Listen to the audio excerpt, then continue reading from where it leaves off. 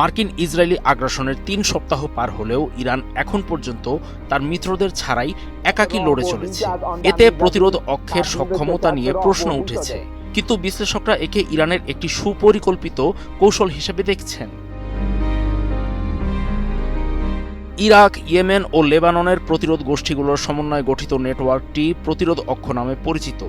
গোষ্ঠীগুলোকে পশ্চিমারা ইরানের প্রক্সি মনে করে।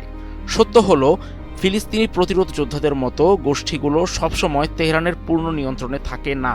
মার্কিন যুক্তরাষ্ট্র হয়তো ভেবেছিল ইসরায়েলি হামলায় ওই অক্ষ দুর্বল হয়ে পড়েছে, কিন্তু আসলে ইরান নিয়ন্ত্রিত উত্তেজনার পথে হাঁটছে। তেহরানের লক্ষ্য হল যুদ্ধকে স্থানীয় পর্যায়ে সীমাবদ্ধ রাখা এবং একটি ব্যয়বহুল আঞ্চলিক যুদ্ধ এড়ানো।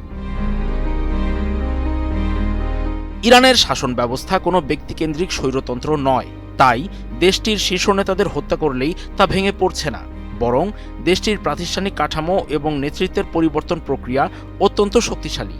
দেশটি হরমুজ প্রণালীর মতো গুরুত্বপূর্ণ অর্থনৈতিক পয়েন্ট নিয়ন্ত্রণ করে বিশ্ববাজারে চাপ সৃষ্টির সক্ষমতা রাখে। মার্কিন হুঁশিয়ারির পরও ইরান তার কৌশলগত স্থিতিশীলতা বজায় রেখেছে। বর্তমানে ইরান কনফ্লিক্ট মোড বা যুদ্ধকালীন প্রস্তুতিতে রয়েছে। ইয়েমেনের প্রতিরোধ যোদ্ধাদের এই যুদ্ধে সরাসরি জড়িয়ে পড়া বিশ্ব জ্বালানি বাণিজ্যের জন্য বড় হুমকি হতে পারে।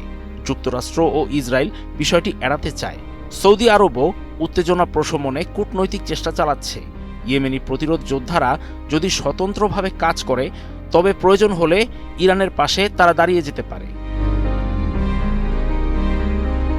ইরানের এই নিয়ন্ত্রিত উত্তেজনা কোনো দুর্বলতা নয়। প্রাচীন দাবা খেলার মতো ইরান তার প্রতিটি চাল খুব হিসাব করে দিচ্ছে। তারা তাদের সমস্ত সক্ষমতা একসঙ্গে না দেখিয়ে অনিশ্চয়তা বজায় রাখছে। এতে তার শত্রুরা চাপে পড়ছে।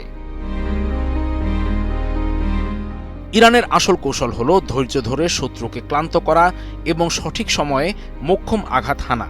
তারা যুদ্ধের তীব্রতা নিয়ন্ত্রণ করছে এবং সরাসরি সংঘাতের বদলে অর্থনৈতিক ও অবকাঠামোগত পথে শত্রুর দুর্বলতম স্থানে আঘাত হানার শক্তি সঞ্চয় করছে। এটি কোনো হঠাৎ প্রতিক্রিয়া নয়, বরং এটি দেশটির কয়েক দশকের দীর্ঘমেয়াদী পরিকল্পনার অংশ।